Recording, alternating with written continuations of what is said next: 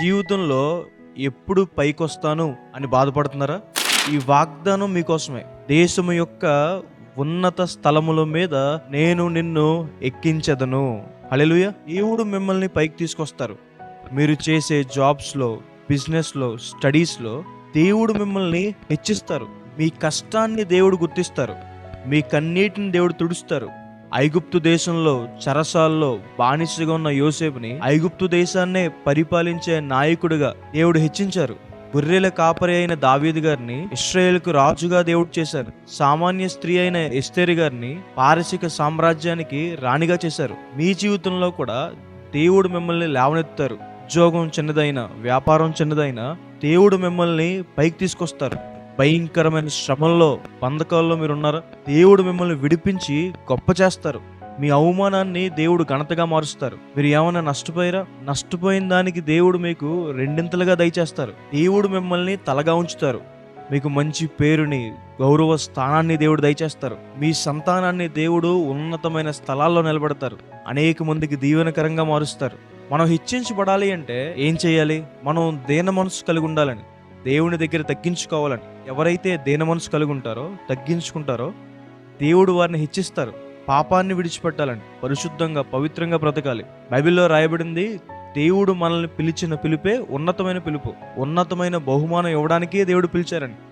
పాపాన్ని విడిచిపెట్టమని, అపవిత్రతను విడిచిపెట్టమని, లోకాన్ని విడిచిపెట్టమని, నీతిగా, న్యాయంగా, పరిశుద్ధంగా బ్రతకమని దేవుడిచ్చిన పిలుపే ఉన్నతమైంది.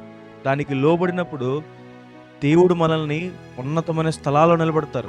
కాబట్టి వాగ్దాన విశ్వాసం ఉంచండి. దేవుడు మిమ్మల్ని అన్ని విషయాల్లో ఉన్నతమైన స్థలాల్లో ఉంచుతారు. ప్రార్థన చేసుకుందాం. సర్వశక్తిమంతుడా, జీవంగల దేవా యేసయ్యా, ప్రభువా మీకు వేలాది వేలాది వందనాలు. ప్రభువా, ఇంతవరకు మీ రెక్కల నీడలో మమ్మల్ని దాచి ఉదయాన్నే మీ సన్నిధిలో ఉండే భాగ్యాన్ని మాకు దయచేసినందుకు ప్రభువా మీకు వందనాలు యేసయ్యా. ప్రియులు ఎంతమంది అయితే ఈ ప్రార్థనలు ఎక్కివేస్తున్నారో ప్రభువా, వారిని దీవించండి. దేశం యొక్క ఉన్నత స్థలాల మీద మిమ్మల్ని ఎక్కిస్తాను అని మీరు వాగ్దానం చేసిన రీతిగా ప్రభువా, వారిని ఉన్నతమైన స్థలాలకు ఎక్కించండి అయ్యా. వారిని లేవనెత్తండి అయ్యా ప్రభువా. ఎన్నో సంవత్సరాల నుంచి కష్టపడుతున్నారు కానీ ప్రభువా, వారిని ఎవరూ గుర్తించట్లేదేమో తండ్రి. వారి కన్నీటిని తుడిచేవారు ఎవరూ లేరేమో తండ్రి. వారి కష్టాన్ని చూసేవారు ఎవరూ లేరేమో తండ్రి. ప్రభువా, మీరు చూడండి అయ్యా. వారి మీద మీ కనుదృష్టి ఉంచి ప్రభువా, వారిని ఉన్నతమైన స్థలాలకు హెచ్చించండి అయ్యా. ఐగుప్తు దేశంలో బానిసగా చెరసాల్లో ఉన్న యోసేపు గారిని గొప్ప అధికారిగా మీరు హెచ్చించిన రీతిగా ప్రభువా, గొర్రెల కాపరి అయిన దావీదు గారిని ఇశ్రాయేలు పరిపాలించే రాజుగా మీరు హెచ్చించిన రీతిగా ప్రభువా, సామాన్య స్త్రీ అయిన ఎస్తేరు గారిని పారసిక సామ్రాజ్యానికి రాణిగా మీరు హెచ్చించిన రీతిగా ప్రభువా, ప్రియులు ఎంతమంది అయితే ఈ ప్రార్థనలు ఏకీవిస్తున్నారో ప్రభువా, వారిని హెచ్చించండి అయ్యా. ఉన్నతమైన స్థలాల్లో నిలబెట్టండి అయ్యా ప్రభువా. మీరు తలగా ఉంటారు కానీ తోకగా ఉంటారని మీరు వాగ్దానం చేసిన రీతిగా ప్రభువా, మీరు అప్పు ఇచ్చేవారుగా ఉంటారు కానీ తీసుకునేవారుగా ఉంటారని మీరు వాగ్దానం చేసిన రీతిగా ప్రభువా, వారిని ఉన్నతమైన స్థలాల్లో నిలబెట్టండి అయ్యా.